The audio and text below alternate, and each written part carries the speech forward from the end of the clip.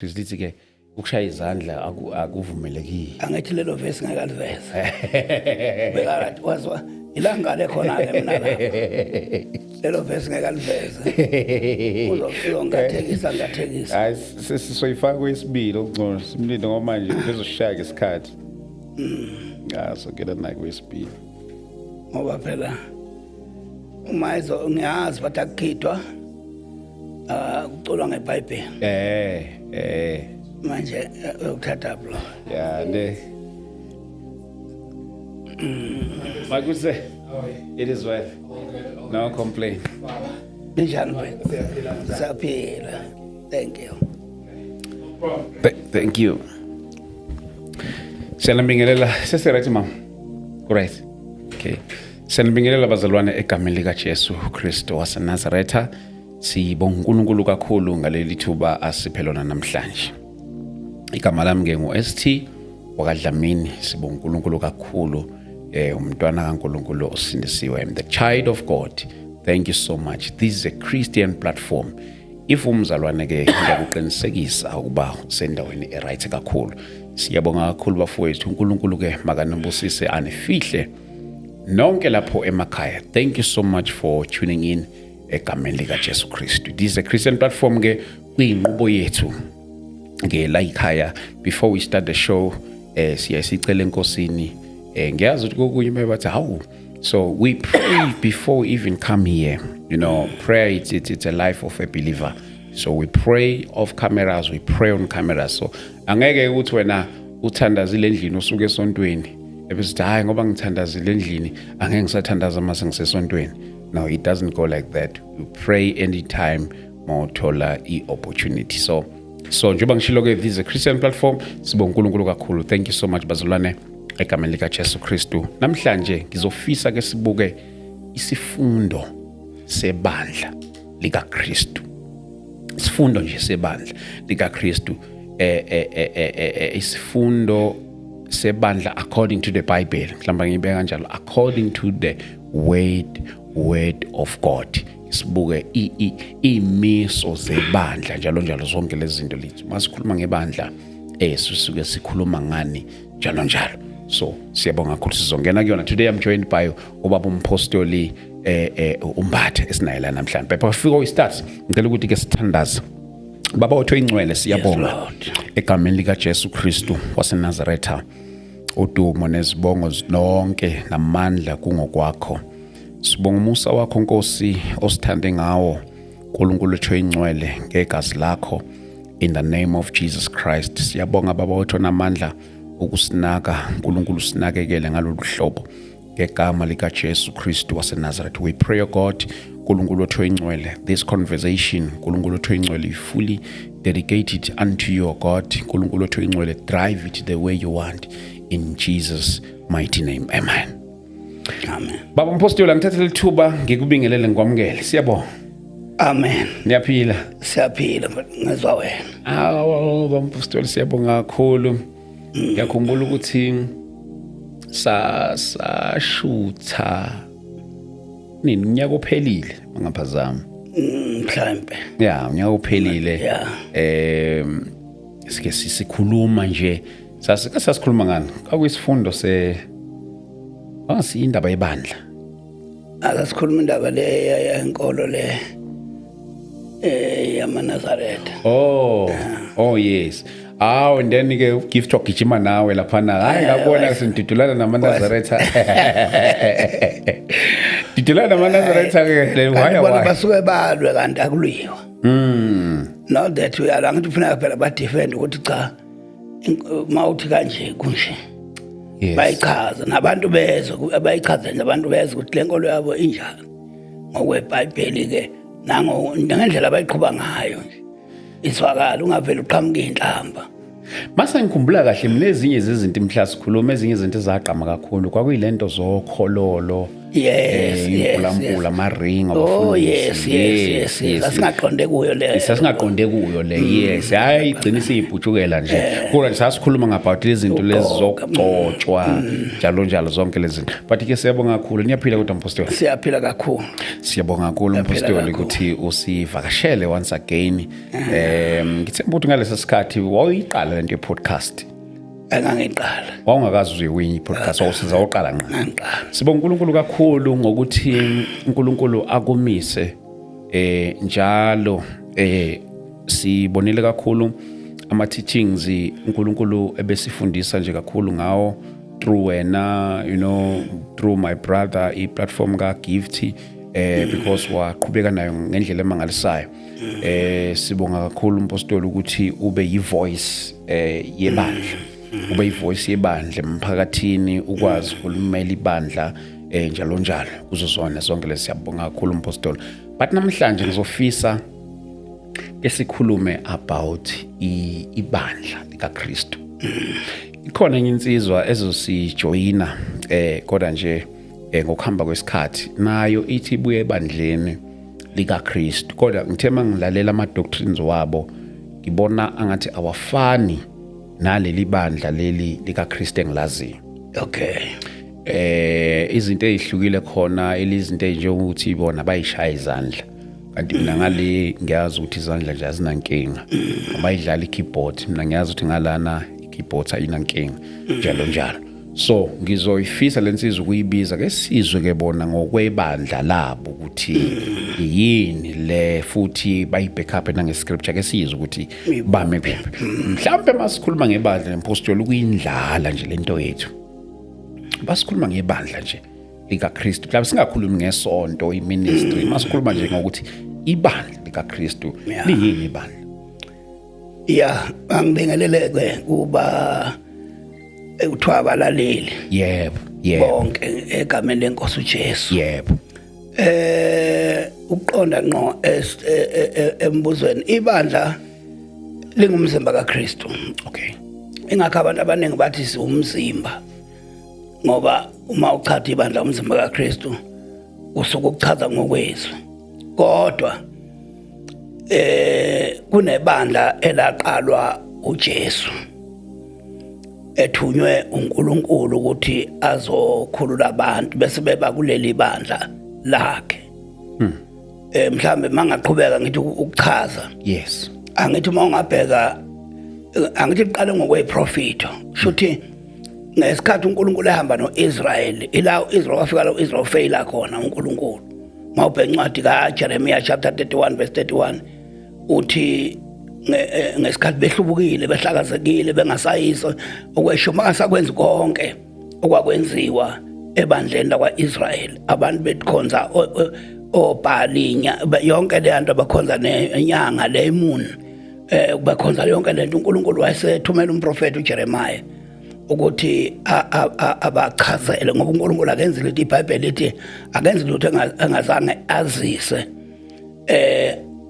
abantu bakhe noma abaprofeti ngomoya yebo bese ke uNkulunkulu wayesekela kuJeremiah 31:31 lithi mangizoqala verse 31 nje lithi wayesethi uNkulunkulu sengokwenza isivumelwano esisha nendlu kaJuda nendlu kaIsrael shothi same abantu ayenze nabo esoqala uthi manje ngizokwenza esisha nendlu kaJuda nendlu kaIsrael uthi ke esingazofana nalesa engasenza nabo umzukwana ngibabamba ngesandla ngibakhipha ezweni laseGibhithe uthi abasaphulayo noma nganguNkulunkulu abazange bame ezimaneni sami so useyasho ukuthi izimani sakhe ezosenza usezoloba imithetho enhlizweni isono somzala sazi kuba kumntwana isono somntwana sakuba kumzala umuntu othwala isono sakhe usho ukuthi it's a new covenant uNkulunkulu ayenza nabantu abafanayo kusho ukuthi akabashiyanga akabalahlanga okay kodwa waba reportel ukuthi uzokwenza esisha yes kusho ukuthi ke umuntu wayekhona sesikhathi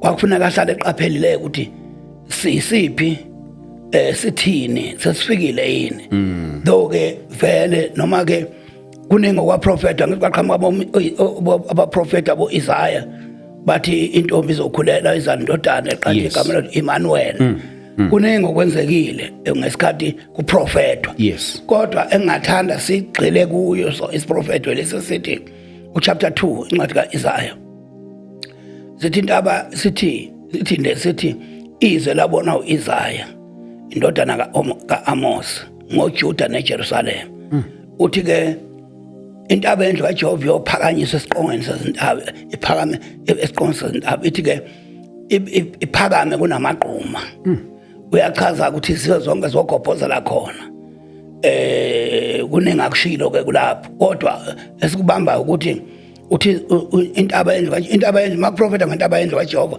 profeta ngoJesu makuprofeta ngoJesu obvious ibandla likhona because ibandla lingumzimba kaJesu mawubone uJesu ubone ikhanda inhloko ubonile umzimba kaJesu uthi akwenzeki kube noJesu ungekho umzimba njengoba nami ngengumbatho uzothi ubona umbatho uyobona ikhanda lodwa lamba makuthi ibandla lingumzimba usho ukuthi lilakuye linamathele kuye lihuye lilakuye ibandla so ke abantu ke sengisho ukuthi thina labo kuthiwa amaKristu abazalwana kahle kahle uNkulunkulu akazange aqambe iministry athi ibandla iministry kwakuyinkonzo yokuthi ngine gift yokushumayela that's my ministry une gift of prophet is your ministry lokho ministry sokukhona namhlanje akukho ngokweBhayibheli ngokweBhayibheli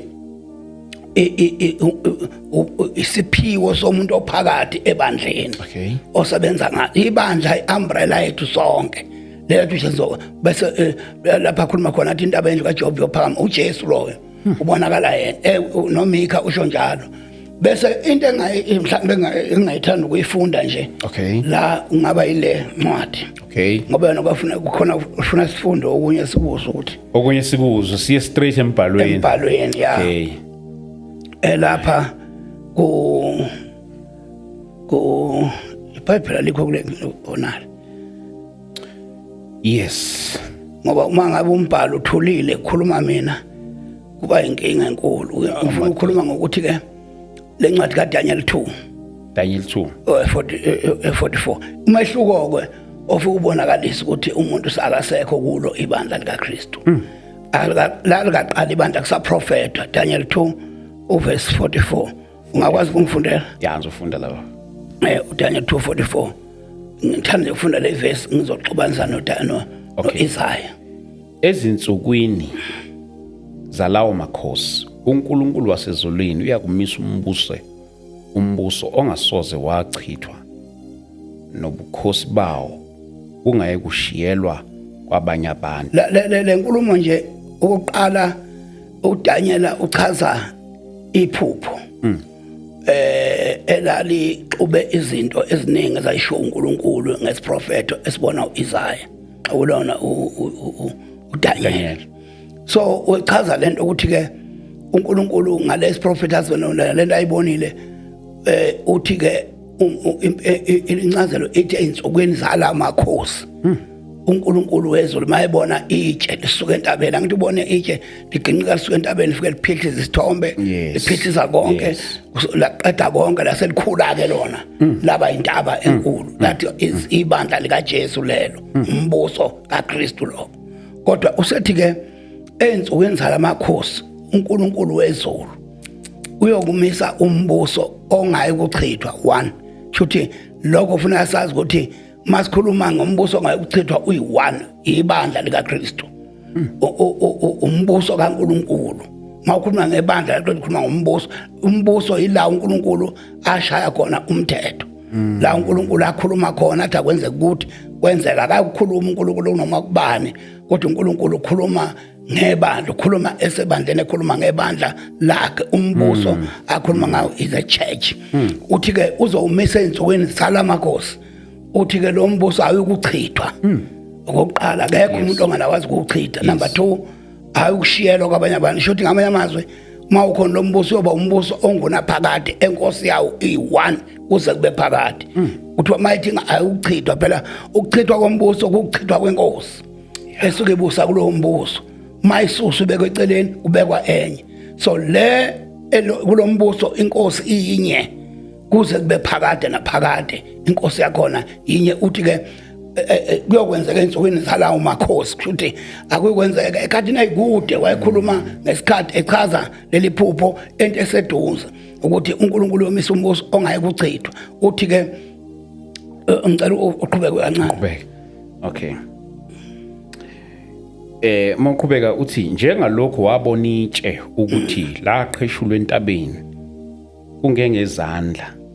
kungengazandla nokuthi la choboza insimbi nethusi nebumba nesiliva negolide uNkulunkulu omkhulu uyazisile inkosi okuya kuba khona emva kwalokhu iphupho liqinisile nencazelo yalo iqinisile. Yebo kwakuphupho uthi ke angithi ngichaza ukuthi ukhona wabona inkosi yaphupha itshe lisuka entabeni manje elibona isithombe esasimile sikhulu sibonakala umhlaba wonke kuthiwa kwasuka itshe entabeni laqhephula lashaya isithombe qale enyaweni kwaze kwafika laba lalicolisa laphela uthi ke lokho akubonayo kusho ukuthi ke uNkulunkulu uyomisa owakhe umbuso ochitha umbuso ngoba makukhulunywa ngesithombe kukhulunywa ngalombuso obumnyama so ke uNkulunkulu uyochitha lo mbuso bese misa umbuso ongasoze wachithwa lo mbuso lo osho uJesu osho ibandla lika Jesu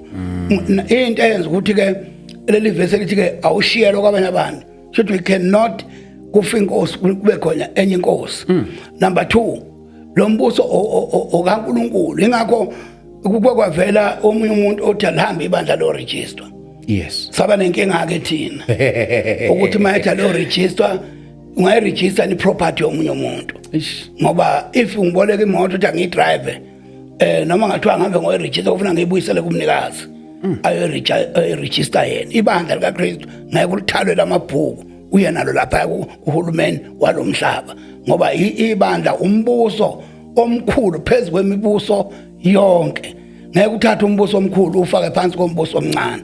So ke ilapho uJesu ke kulenye verse elithi angithi manje ufuna ngihambe nakho konke nje bese ke uma sikhuluma sithi ibandla laJesu anakama so sishiqiniso ukuthi ibandla likaJesu ukuthi ibandla likaJesu akulona igama ukuthi Church of Christ is not a name ilokho eliyikho fana ukuthi ngumuntu ukuthi ngumuntu akulona igama lami yimi umuntu so nebandla likaJesu majenza kwakhe ibandla lami akulona igama lazange asinike igama kodwa uma ubheka ku Isaiah 62 ukhona hamba kuphunyukele khona umprofeti Isaiah khuluma uverse 2 uthi izizwe zobona inkazimulo yakhe namakhosi udumo likaNkulunkulu bese ukuthi bakhona bese eveza igama elonqonywa umlomo kaJehova abantu abayobizwa ngalo lelo gama lelo uthi igama abobizwa ngegama eliyobizwa umnqonywa umlomo kaJehova.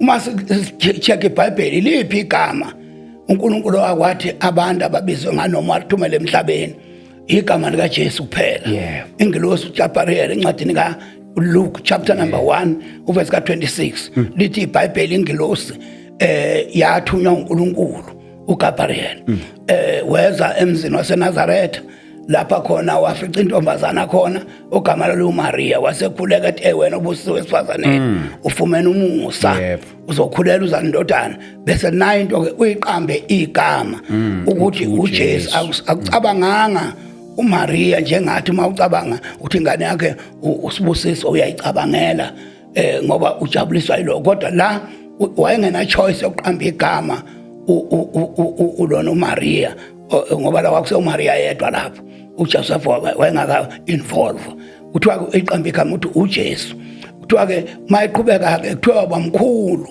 athiwe uyindodana eyophezulu konke kuchazwa ngayo kuthiwa ke ibuze intombazana kuyokwenzeka kanjani athi ngoba anginayo indoda athi ke umoya kaNkulunkulu uyokufukamela bese ke uyakhulelwa shothi lento ayenziwa ngelokhuza yenziwa ngokwenziwa lokho kwenziwa ngabantu. uJesu uye yedwa emhlabeni ozalwa owesifazane kubo bonke abantu abakhona akekho noma ngashona uba noma kuthiwa ungathola intombazane nengane mawilandela iyothi wayekhona ubaba mhlawumbe washona or ngahlangana naye wangishiya but uJesu ubaba wakhe uNkulunkulu wangena kuMaria ngezwi ukukhuluma lithi iBhayibheli kwafukanyelwa umoya ongcwele wayesezala le ndodana kuthiwa ke uma esekhulelwe laphana ebonakala kwendodeni yakhe lo wayezoba indoda yakhe uJosepha efuna ukumlahla lithi iBhayibheli uNkulunkulu wahamba waya kuye futhi wafika incwadi kaMateyu chapter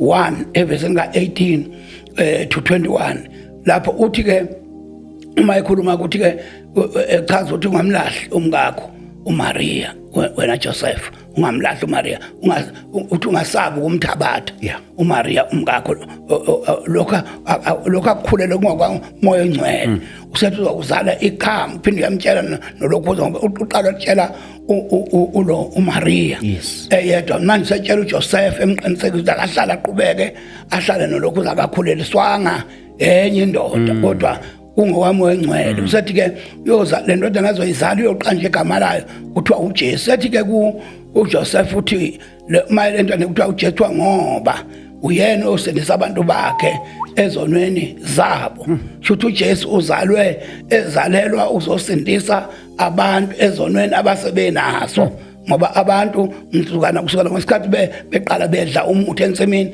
baqala babe izitha ikaNkulunkulu so uNkulunkulu wayenza ukubuyisa abantu bakhe ababuyisele kuye mayilethu uJesu indlela ebheke kuNkulunkulu kuwe wonke umuntu ofuna uNkulunkulu so ke lithi ke uzana indodana iqambe igama layo uJesu ngoba uye oyokhulula abantu ba ezonweni zabo osindisa abantu bakhe ezonweni zabo abantu abakhe kodwa izona ezaba abantu so ke ngoba siyakhuluma la singeke siqede iBhayibheli bese ke indaba kuyaqhubeka uJesu yazalwa eziningi incwadi esingayifunda uyazala uJesu mayisezelwe uyakhula uma eseneminyaka eko33 uyaqala iministry ke uyashumayela eko30 uyaqala iministry uyashumayela so uyahamba almost 3.5 years noma 3 years ehamba nabafundi bakhe masenabo abafundi nansi into ofuneka siyinote before sofika ebandleni okuthiwa likaJesu ibandla likaJesu alifani nonke amabandla sifana sinote ukuthi uJesu uthole abafundi abaningi aba 120 akazange uJesu athi ibandla lakhe uJesu simuzwa uhamba nabo uyababuza ababheke eCaesarea uyababuza incwadi kaChapter 16 incwadi kaMateyu from verse 13 uthi abantu bathi indodana yomuntu engibani madoda sethi bayasho abantu bathi no abanye bathi ungu-Eliya abanye bathi unguJohane umbhaphathizi abanye bathi ungubani uJeremiah abanye bathi ungomunye nje ubaprofeti usethi ke nina-ke usho kulaba bakhe abafundi bakhe uthi ke nina-ke nidinge ngibani usethi uSimoni kaJona uthi uSimoni kaPetru uthi wena unguKristu indodana kaNkulunkulu ophilayo usethi uJesu ubusisiwe Simoni kaJona lokho okukhulumayo awukwembulalwanga inyama negazi kodwa ubaba osezulwini verse 16 loyo usethi uJesu uyaphendula uyaresponda usethi uverse ka18 uthi ubusisiwe Simoni ngoba usebona intilona ubani uKristu enele uzasho kanje uNkulunkulu ukuthi akazi uJesu wayengakazi uJesu na one day athi uKristu yena so ukuthi athi uPetro uKristu impendulo ithi kuye awukwembulelwanga futhi akutshelwanga ubabakho noma mwakho futhi kwakuyimfihlo le eyaziwa uJesu kuphela ukuthi uMesiya lo ayeze kuzokhulula Israel ongamboni emphatha kabe emphika so uthi ke uthi lona uKristu indodana kaNkulunkulu ophilayo ngiyangimthande kuPetro njalo uPetro mayikhuluma ngoJesu akathi mayikhuluma ngoNkulunkulu akathi uNkulunkulu uthi uNkulunkulu ophilayo futhi uPetro la kuye engqondweni uyazi ukuthi emhlabeni baningi ngoNkulunkulu abangaphili uthi ke lo indodana kaNkulunkulu ophilayo usethi ke uJesu uthi ubusisiwe Simoni kaJona ngoba lokhu awukumvulelwanga awukuthathanga enyameni nasegazini awutshelwanga awufundelanga ndawo kodwa ubaba okutshele kona usethi ke nami ke ngithi ku verse 18 uthi ke nami ke ngithi kuwe unguPetra phezu kwaleli dwala ngizokwakha ibandla lami uJesu akathi ngizokuthuma Petro kwakhe ibandla lami akathi uzofuna omunye umuntu ezomakhela ibandla uthi lokwakhiwa uye uzikhomba yena kwakhe ibandla lami ukuzasho kanje uJesu kwakufuneka babahamba na ukuthi kanti kaJesu yini Siwini thina ngoba sihamba nawe sikukhethile siyakulandela kodwa usibizi ngebandla lakho uthi sazokwakha ibandla lakho. Into ke edida abantu ke le abaningi abashumayelayo. Uma befika la uJesu ngoba baxakwa ukuthi behamba nabantu abaningi ababemlandela kungabafundi bakhe kuthiwa ama disciples wakhe. Uthi uzokwakha ibandla lakhe bekhona. Isizathu ibandla kaJesu wayengeka lakhe engahlatshwanga. Ibandla laJesu funa liphume kuye lakhiwa ngabantu ama-born again. Umuntu ozelwe kabusha uma uJesu ehlatshwa esiphambili liphuma igazi namanzi ila wakuvela khona isigezo esosizona zabantu ukuze bafaneleke ukuthi bangabantwana bakaNkuluNkulu ngoba uJesu wayezolanda abantu ababehlukene noNkuluNkulu babuyisana emntwaneni bukaNkuluNkulu. So ke iyona into edida abantu bathi no kusazo uJesu ezongena emasontweni one by one aqoqe ngo-1 wenza intando bese bahlanganisa ke babe yibandla kanti uJesu wayekhulunyiswa ukuthi uthi uzolakha ngoba wayengakahlatshwa. Wayenayo 120 kodwa wayengayibizi ngebandla lakhe kwangabafundi ama disciples baqala uba ibandla lakhe after umoya engcwele sehlile eJerusalem. Behlela umoya engcwele bakhuluma ilimezi kwaqala ibandla. Ingakho kuthiwa laba baphenduka uPetro eshumayela yibo ke abanezelwa ebandleni lela. Shilo labandla laqala ukube elikaKristu uma uJesu esebabhabhathile umoya engcwele sebengabakhe esehlatshiwe wabhabhisa umoya engcwele phela bahlangana lapha entabeni eGalile uxoxa nabo uthi ke niyokwamukeliswa amandla manihlala emzini eJerusalem nokwamukeliswa amandla. Usethi ke kwenye incwadi ethi ngakabi insuku zingakhe uthi ke khona umoya engcwele uzokwehlela phezulu niqale nibe ofakazi bami eJudea naseJerusalem naseJerusalem lonke. Lokho uJesu abakwenzanga uJesu esaphile hamba nabo bakwenza uJesu after abulawe ahlatshwa achitha igazi lakhe ngoba imfihlo yokuba sebandleni imfihlo kuba umntwana kaNkuluNkulu ungahlahla umuntu sebandleni ukuba sebandleni awufakwana ebandleni ngeke ngithi asambe sebandleni akujoyine ebandleni ukunje kwamukela uJesu mawamukela uJesu nje ususebandleni likaKristu. Inkinga yabantu ukuze bayikhipha bona ebandleni ukuthi umbathu ufika athi woza kuJesu esifikele kuJesu athi dlula uze Great Commission.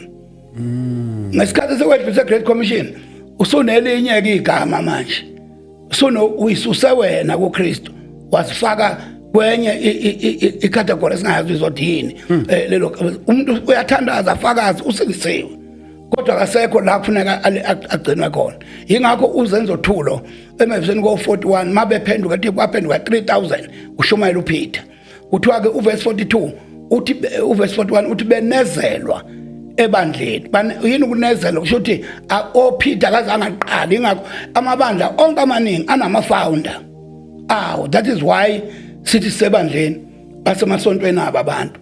Why? Because kujike umuntu oyi-1 owashunywa uNkulunkulu washumayele waseyibiza nge-founder kanti i-founder is Jesus Christ uyena ohlatshiweyo eqala ibandla ze establisha waleli bandla uJesu.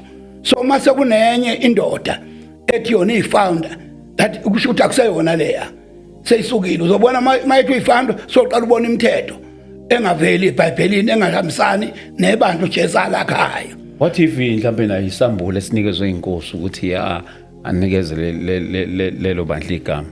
Angeke uNkulunkulu akekho confuse. uNkulunkulu ngeke abe confuse athi umuntu athi angivulele athi mina ngibiza ukuthiwa i-battalion church aphinda nike wena elinye futhi athi wena oleloli selihlukene ke singamaphisi. Kanti uJesu wathi ngikhuleka ukuthi babe munye. Incwadini kaJohn 17 wathi ngikhuleka babe munye labo ngibona bengabakho. Uthi ke ngibagcina egameni lakho labo angibhakona. Shothi akazange basuse, akazange baqambe. Yingakho lonke iBhayibheli angithi bakhona abantu abashumayela.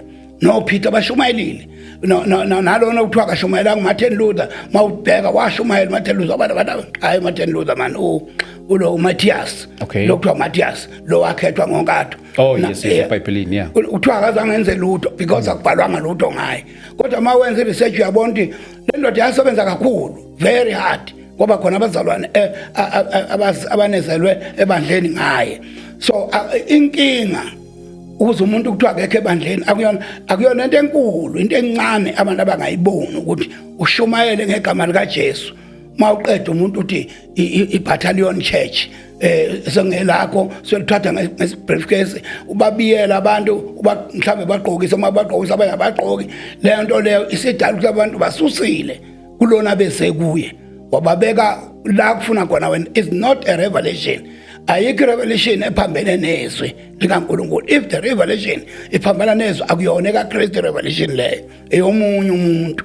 So uJesu angithi sibukile akuthina phela ngesikhathi abapostoli alikho ibandla lalibizwa ngegama wayishumayela noJohane washumayela sizwe ukuthi ibandla lakhe kwathiwa yini wayekuleli bandla kuthiwa likaJesu ibandla likaJesu oPetro babekuleli bandla likaJesu wafika no Paul baba kuleli bandla likaJesu shumela abantu babayeka kuleli bandla likaJesu uzwa kuthiwa kulo ibandla likaNkulunkulu eliseKorinti kulo ibandla likaNkulunkulu eliseEfeso ngakwendawo akulona igama njengoba nathi sinamabandla kukhona ibandla likaNkulunkulu eliseKing lapha eKingsway khona ibandla likaNkulunkulu eliseNatal Springs khona ibandla likaNkulunkulu KZN mhlambe eDurban eNtuzuma lapha eDurban maningi ukhona amalokishi maningi so libizwa ngokwelokishi elikulo ibandla lakhe ngeke uzoqamba igama uthi ibandla sodale into yakho mawusulisusa kuloko abantu afuna kwi-shape noma yiphi into ishape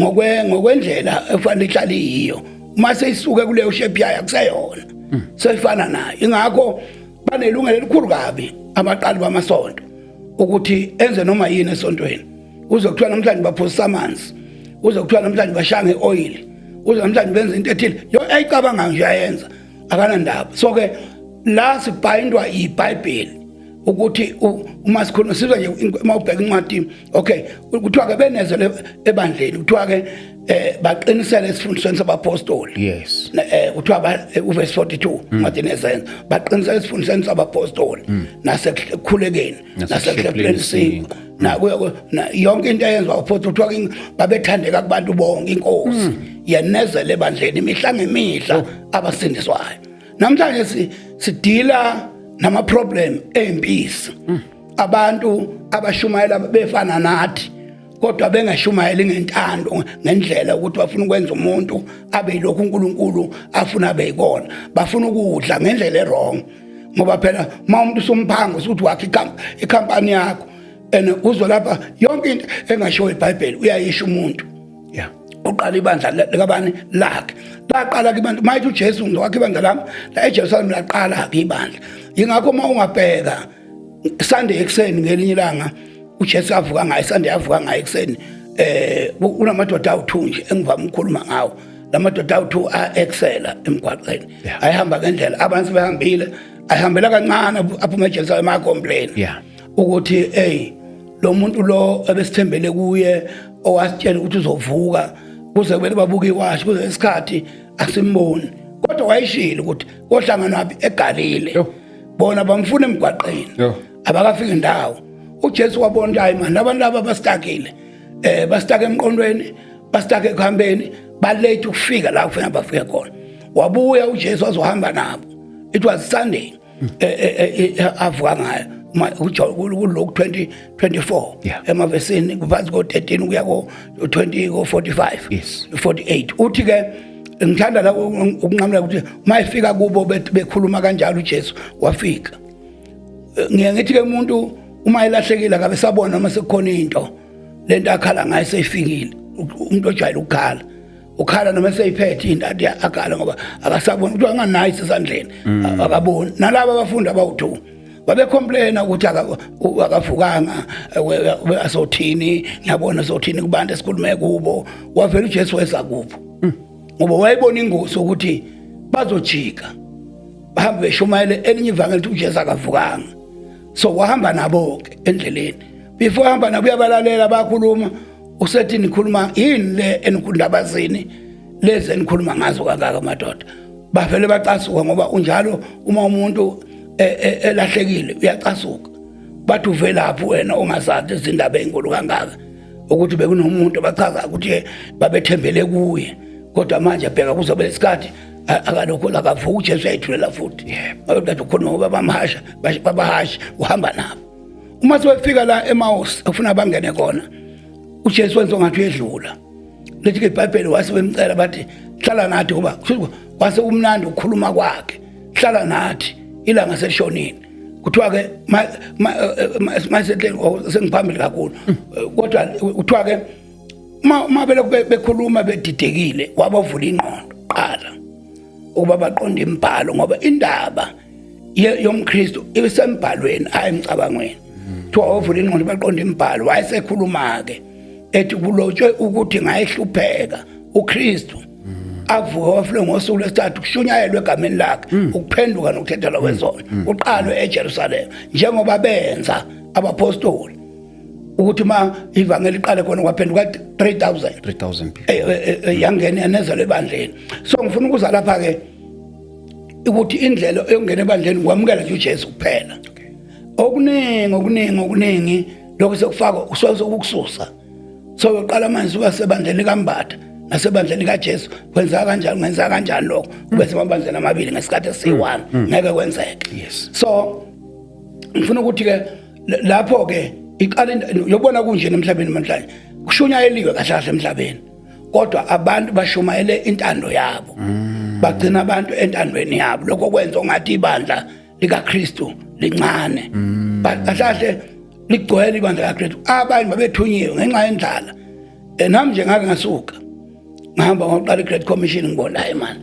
indlala igcwele ngibuye ebandleni mina ngaphenduka kushumayela abantu besebandleni amadoda okuthiwa wodlangalala bako baselokhuzeni abasebakolatha la komsinga bashumayela ke ivangeli it was 1964 uma ngiphenduka ngabasebandleni naso sikhathi leso kodwa phakathi nendawo ngendaba yendlala ngihambe ngishumayela ngabona ayi ake ngiqale enye into mawuzoqala enye into nakanjani liyafuneka igama oniphendwa ngo1964 yeah ngaphela 1964 futhi yabazi labo baba labo akekho umuntu engamazi mina uchiliza ngafika kuye ngenyawo kwakhe endlini elokhuzeni claim uthiwa kuphi lapha eThekwini ngihamba ngenyawo ngisuka ngenyawo ngibele truck ngehla kwakhe ngithi ngifuna ngibeke isandla yabona so ke asidlulekela ngiyabazi ngiyama ubhengu yena ngihambe efika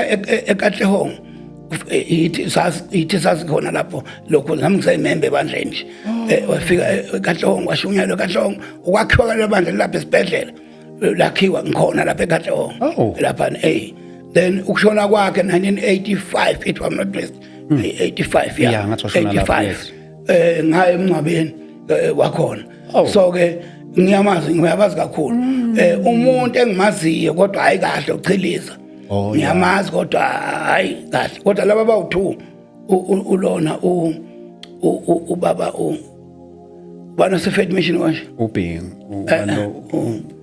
uba ungidi yes ngimazi qho lo wazi wangibeka nesandla oyena mazi kakhulu ke lo yeah ungibeka nesandla ngaphuma naye endlini ehamba ngemoto le yakudala ngisazi igama lothini le enkulu impala lewa wafika ngihlisa emgwaqeni ngathatha ilokhuza ngabuyela ngangimisa ithende enseleni ngize ngizomfuna wavusa umuntu enseleni kuthiwa amabhunu ngesikhathi akha ezoqala beka ithende afika lidilize ithende wayesevele kuthiwa wathi ukuze ngibe interested ukumbona kuthiwa wakhuluma wathandaza wathi uNkulunkulu ubulala oyedwa lapha ukuze ngihambe ngomkhulekela avuke bese bevuma umesithende so ngempela lafi ibhunu laliphethe kwaParksport kwakuthiwa iParksport ilokhuza kuthiwa namhlanje masiphala uqala kwathiwa iParksport yakhona kuthiwa kuseParksport kushuthi lashona ibhunu kuthiwa uMashangana igama lalo lelo bhunu lelo mawafika wacela lokho indaba yeKafari sephezulu ukuthi amakafiri wacela kumvusa baqhela bamakodwa mmemeza wavuka mayivuka kamabhuno athalimithende ukuma kwalela sonto elapha enseleni kuze benamhlanje la miswa uye ubaba ulokhuza ungedi so ngalokhu ke nami ngidlisa satshanyana ke kwasho ukuthi angilutho phela lesi sikhathi leso ukhona babenaye lapha phezulu kodwa ngiyamazi nje futhi wayethi mfana wadoza lapha mfana angibambi ikhanda ngikujabulele lokho so ngiqonda ukuthi ngiyamazi ukuthi kodwa ke kwakukhona obaba babeshumayela ivangeli leso sikhathi bengiqondisa besho nami ngahlala ebandleni likaKristu ngayibuka i-Faith Mission ngendlela ngangibuka ngayo ngoba waqala nje i-Faith Mission kwangelona igama lebandla kwakuyisiqubulo sikangidi selokhuza samandla ukuthi bona bathembele kwi-faith. Okay. Then up until bahlakana amabhunuko emangizwa baqamba igama ukuthi Faith Mission le bakha-ke ama-mission wabo agcwala wide umhlaba wonke. Isizathu kahle hle singenza ngibuze ngifake izona indaba zobaba uBhengu ngidi njalo njalo ukubuka ukuthi isifundo sebandla sasivele sesikhona even ngeyikhathi zabo. Exactly. Sasikhona futhi ke bona babeyikhuluma kahle indaba yebandla. Kwangekona lokhu kokuthi bakha i-Faith Mission ngoba ngalendlela ngalenjongo. Bona babekhuluma ngendaba yayo uJesu uthi unebandla lakhe eli1.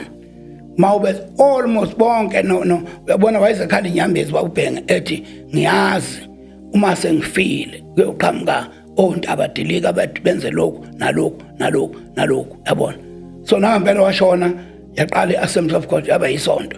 Mawungabheka i-Assembly of God nebandla likaKristu cishe kumeshe ncamasha indlela i-structure zakhona. Yo. Cishe kube into eyi1. Kuba lapho nalapho ubona khona ukuthi okay la nala masuthi ifundiso ama-doctrines negama kodwa nje yonke indlela enziwe Assemblies of God icishe ifana indlela yenzeke ebandleni likaKristu. Ngokucacisa ukuthi ubaba uBhengu wayembulekelwe indaba yebandla likaJesu. So lawa amanye kamasonto hayi baba uvela umfana nje avula into yakhe avele nje aganga amakhehla abeze ingane ngabantwana bakhe enze lokho nalokho ubonti nayi lahle khona indaba yebandla likaJesu. Ibandla likaJesu kahle nowadays ngibuke ngabheka ngathi uNkulunkulu sengathi ungasisiza singashayani ngezinto ezinganamsebenzi. Umuntu ufika ebandleni anqaphaze ke lapha kade ashaya abanye abasebandleni njengaye. Ungaphaza ngani ngama-doctrines ukuthi mina ngakithi kwazolo ukuthwala amaduku ekhanda sengikwenza i-doctrine yokushaya abantu abangathwali. Mangapha ngakithi ukushaya izandla ngikwenza i-doctrine yokushaya abantu abashaya izandla. Kanti indlu yabona nje kunendlu kanje indlu ayifani izinto eziphakathi endlini. Kungaba yindlu eyi1 uthi uyahamba ufika eGoli same house na same building endlela yakhiwe ngayo kodwa uzothola izitsha ezingafani phakathi endlini. So lokho akulwiwa ngakho ngezitsha ulwana umuntu makuthi uhlukene uthatha abazana abahlukanisa ngoba sijika sihlukane sodwa sibiza ngebandla likaKristu sihlukaniswa yini ama-doctrines. Yeah. Uma ethi omunye ayisala iminyango icathulo wayeqoka uPawuli icathulo kudala kwakuthiwa khona amakhehla kwakuthiwa oJacob babelapha eDavidton. Okay. Ababethi uma ushumayela usebandleni likaJesu ngawufaka uthayi. Mawuqhamuka ufaka uthayi bakubiza ngodokotela. Bathi uJacob wayofaka uthayi. Babuzane bodwa bese bethi hayi lutho. Wena umile ngabe uyashumayela bona bakhuluma bodwa bathi nanga udokotela. Bakuchitha baqede bakuthi hayi bantwini bathi mayisukume emva kwakho uzothi sibone usuke nje umuntu udokotela uzosishayela wenza ukuthi nokuthi uchitha wena. Ukuchitha ngento engekho kahle ukuba sebandleni ingoma zazokwamukela nje uJesu bese uma kuye uJesu ungasuki ungayibizi ngelinye igama. Mawubheka encwadini abase-Efesu chapter 5 uPaul uyayimenshina uverse 25 uthi madoda athandana umngeni bese ethi njengoKristu ethanda ibandla wasinikela ngenxa yalo uze aligeze alihlambulule ngesigezo samanzi ngezwi. Uyachaza akazofika ezansi kodwa ukhuluma ukuthi ibandla kahle kahle mangakhishwa lamagama kulabantu abasindisiwe leli gama lendoda yakushumayizayo ulibeke eceleni you are a child of God.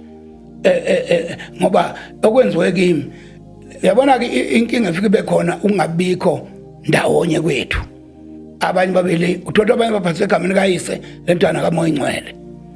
Omunye abanye babhabhatiswe uthola nje indlela abanye babhabhatiswa babhabhatiswa ubona babanye abafundisi ababhabhatiswanga isizathu abantu bayiphethe abantu basenzela noma yini abantu abafundisa uvela umuntu mayisebona akawushumayela uvela hamba ushumayela ngoba umbhabhatiso iwona enye into efuneka ilungiswe la emhlabeni umbhabhatiso lento ukuthi umuntu abhabhaze ngendlela abona ngayo umphathi webandla lami umphathi into eyona umphathi oqala iBhayibheli uma umuntu ebhabhathizwa usuka embelwa kanye noKristu yebo usuka ehlanganiswa noKristu ngokufafa ngakho shuthi uma ushonzwa phansi emanzini uvuka ushaya uyafa mawuvuka uyavuka kanye noKristu kodwa manje umbhabhatiso wenziwa ngendlela engafani abanye ngenkomishi abanye babhalwa iphambano abanye abazane bak-right uyamuzwa uyashumayela but kunezinto anziwe zona ezingekho right ezimvimba ukuphelela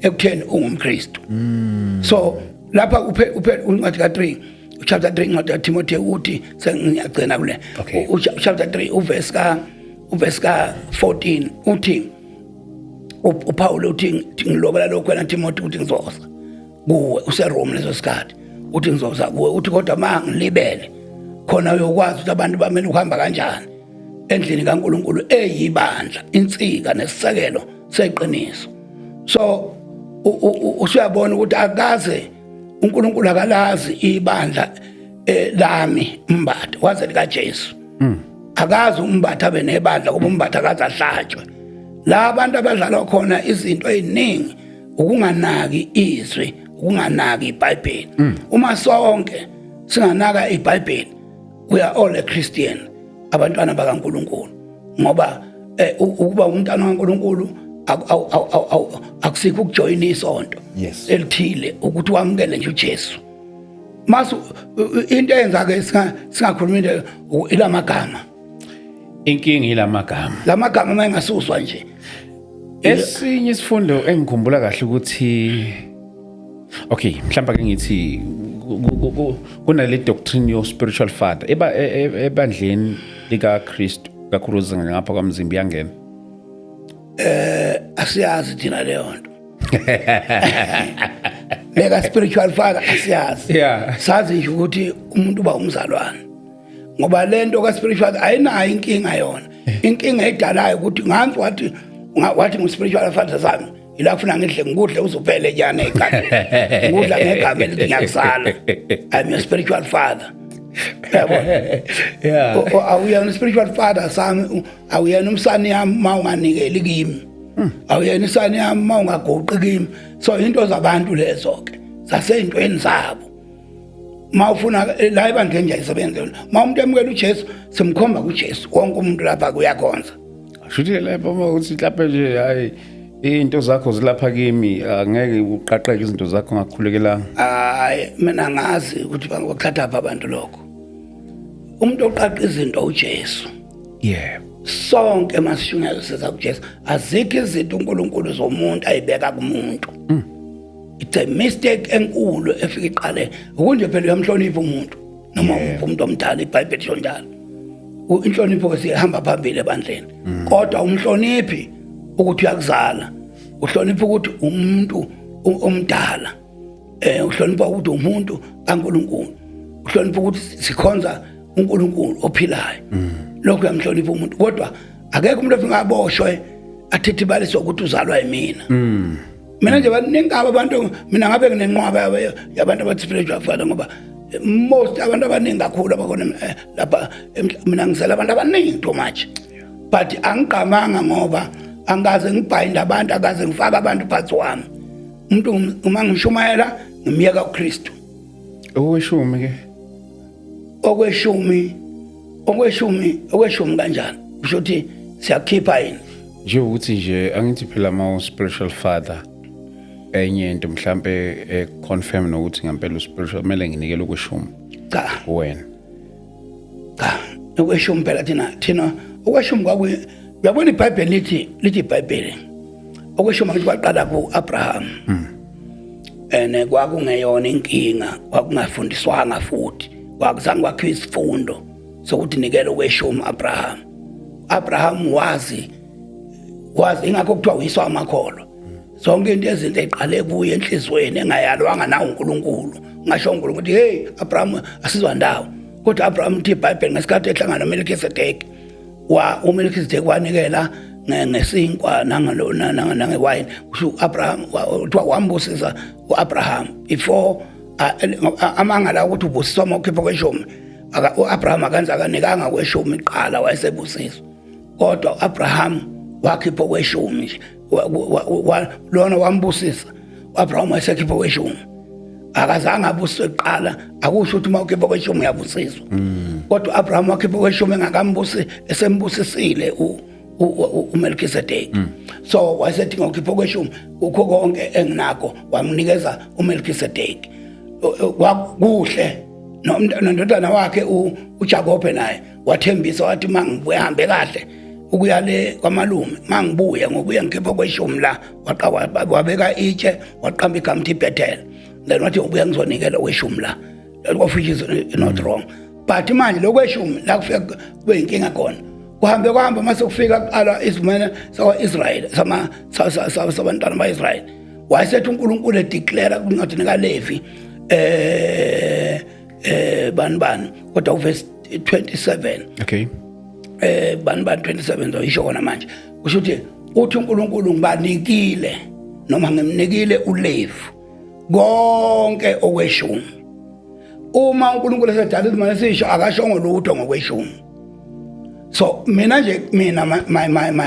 my point ilokhu zami uma umuntu ekweqisa kuletha ku-New Testament ngoba kweshumi kahle umthetho ngoba uNkulunkulu ukukhiphile emseni wakufaka emthethweni kwaIsrael wathi ngikunika uLevi konke okweshumi wasethi okweshumi kwalokho angabe okweshumi okukodwa uma uthi mhlambe kuyaqhubeka ngoba lapho uNkulunkulu uqala kuze bakhiphe kweshumi waqala banika amasimu akhe uNkulunkulu walima yena wayesebabela amasimu wathi kula masimu ami umuntu nomuntu uyothatha kweshumi akusendlini encebo so wena mawuthi ngikhipha kweshumi unginikile yini lapho ngizokuthatha khona kweshumi ngoba uNkulunkulu uthi abakhiphe kweshumi wabanika laba bazokuthatha khona uNkulunkulu ngamanye amazwi ubatshele ubanika into yakhe amasimu akhe anezithelo zakhe wathi mase nivuna okokuqala niyokuthatha nokuletha endlini kaNkulunkulu la namhlanje abantu baphila kwenye indawo engafani nendawo kwaphila kuIsrael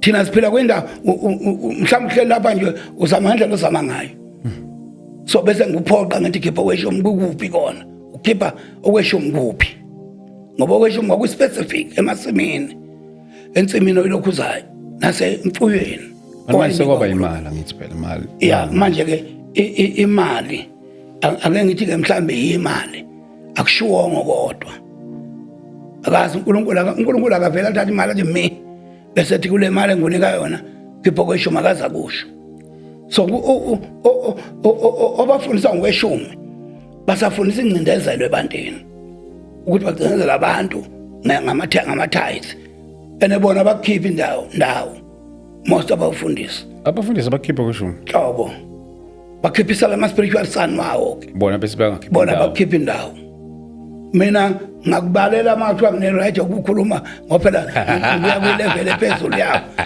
ngikubalela ukuthi wena ukhipha mngane wami hayi mina ngikukhiphe mina hayi ngisiqoqo hayi mina ngikukhiphe shuthi le nto le uma kuyicala ungephela kweshumi waye bangahlupheki bona ngoba phela bakhipha kweshumi abafundisi abaningi nqwaba yabo lamasonto amakhulu nje ngabala nje ngithi obani abakhipha kweshumi obani abakhipha kweshumi obani abakhipha kweshumi kodwa uba rich lokho ukuthi badle imali lezi zabafelokazi uJesu akale ngazo athi badle izinto abafelokazi zizayiphele so okweshumi kwingcindezi elethwa abafundisi phezu kwama-members wabantu abakhonza uNkulunkulu abanye abantu abangakhonzi basaba lezi imali ekhishwa njalo iqanjwa amagama kuthiwa imali kabani imali uthola nje lapho kubuqhiphiciphe etafuleni but okunye ngeke sikubalekele okunye kusuke kuzofezekisa nezidingo zebandla ukuthi nje khona umnikelo hayi weshumi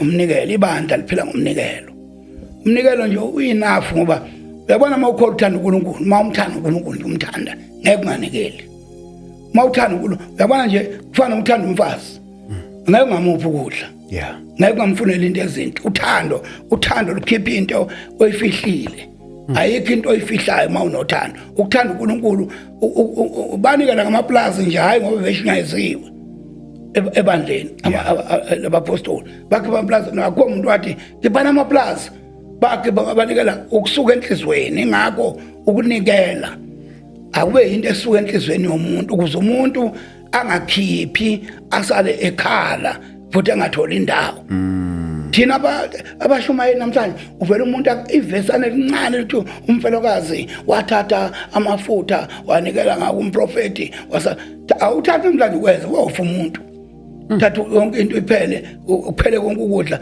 bona baningi abantu abaqoliwe la emgwaqweni abathi ngabe nginendlu nganikela ngaNkulunkulu aphi nangu anginike indlu ngabe nginemoto nganikela ngaNkulunkulu aphi nangu anginike kuhle mawunikela ngemoto usuka othandweni lwakho kunoma ngikushumayele lokho ukuthi uma ngani kwenza ukuthi uyesogweni cha okweshumi nje ku right kule ku Old Testament akukho right kuzizwa ku New Testament kuletha ingcindezi ebantwini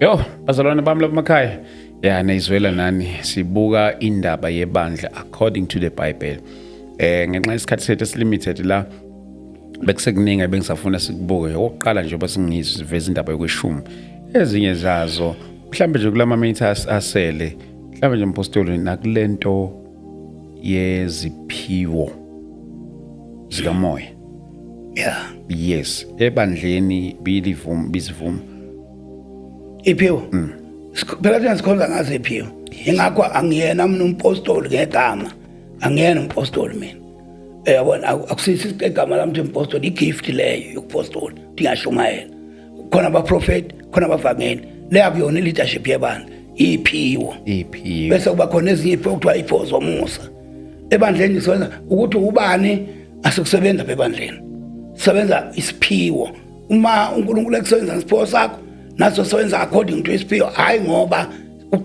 ucotshelwe sokugcoba sithi wena umpostoli waleli bandla ebandlela akekho umuntu ogcotshwayo kuthiwa wena namhlanje ugqokisa impulampula uphethe leli bandla cha iBhayibheli thina silifundayo hayi lento yayingagxilile kudala ngalezi ayikhaza kudala nje kudala impela ngoba I think lento umpostoli prophecy njalo into eqame recently kodwa leyo ukuthi kudala umuntu uma umfundi kwakuthiwa nje ubabudlamini wambatha njalo namanje mina ngumbatha nje sebenza kanjalo namanje sebenza ngombani wazi umuntu ayibiza umpostoli njengami lekuthi umpostoli ngakuthola ngaseke ebandleni angicotshwanga futhi nakhona nganqaba bethi bangicobela kona ngakuthola ngase bangibiza ngompostoli ke bangihlonipha ngalokho bakuthola kodwa ebandleni akusebenzi leyo nto leyo into engekho nje into nakimi mangibiza ngakho ngeke ngilonge ngithi ungangibiza umpostoli kufanele ukuthi noma ushumayela kuthiwa umfundisi ngeke ngithi ungangibiza umfundisi ngoba ngivele ngibuyeke nje ngiyazi mina ukuthi angiyona leyo nto uyohlupheka kabi ufike lapha enkonzweni uthola ngihlelile ungabonakala ukuthi ngikuphi to Mr. Kuthiwa uMr Mbatha yabona khona indoda yazi yathetha athi angiyena uMr mina manje washo ukuthi uyadlala ngoba uMr kahle akusinhlamba ukuthi Mr yes uyilokho oyibona umuntu akabizwa nesiphiwo ake ngithi uyapenda umsebenzi wakho sokufuna kubizwa ngomapendana cha nasendlini kaNkulunkulu ke umpostoli igama lithi apostle lisho othunyiweyo noma isithunywa umuntu othunyiweyo umprofeti umuntu oprofetayo mayiqeda uprofeta uba uMr sibanibani ngokulona igama lakho ukuthi umpostoli noma umprofeti so njengoba ethi fivefold le kwa umuntu waqoqa le yanto wayibeka ndawonye wenza kweziphiwo ezihlanu engathi iqhamile kanti iphiwo nje ingakho lo wabhala lokho wakuthathwa kuhlanganiswa kuhlela wakumisa sethi fivefold ngokwebhayibheli ayikho ifivefold iphiwo nje efana ezinye iphiwo zokusebenza endlini kaNkulunkulu njengoba abanye abenza abapostoli abanye abaprofeti abanye abavangeli abanye abelusi abanye abafundisi shuthi bonke laba kuthiwa kwakwenza ukuthi ibandla lipheleliswe umsebenzi wokukhonza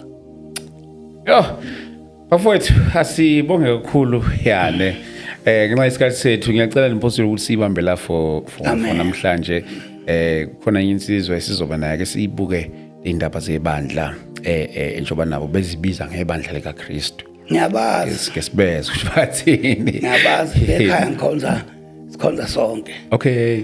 Mina nje ngakhula ekutheni ngihambe ngithuka abantu ukuthi akekho ebandleni.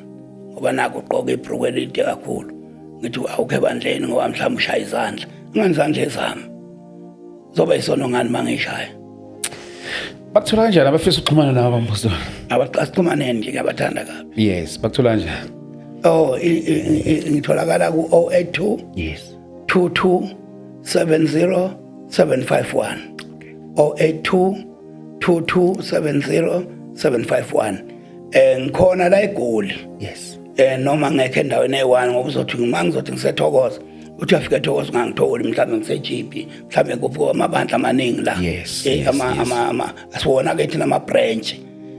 Ibandla liba ibandla la likhona khona. Sisebenza ngama branch. Bafowethu sibonge kakhulu. Ngicela ukuthi mina nani sibonane lapha eThekwini ngomhla ka2 May siyobe silapha ehholo likamasipala okuthiwa Umkhumbane Hall. Siyobe silapha ngomhla ka2 May starting from 10 ekuseni kuyoba late. Siyobe sinaye uBishop Chiliza, siyobe sinaye uBishop SP Ndlovu, siyobe sinaye uMprophet Mthethwa. Asibonene bukhona bafowethu. Is gonna be powerful service. For more info 0788 417 844. UNkulunkulu akanibusise kanifihla lapha emakhaya sisibonane ngeepisode yethu elandelayo. God bless you. Bambustor, siyabonga kakhulu.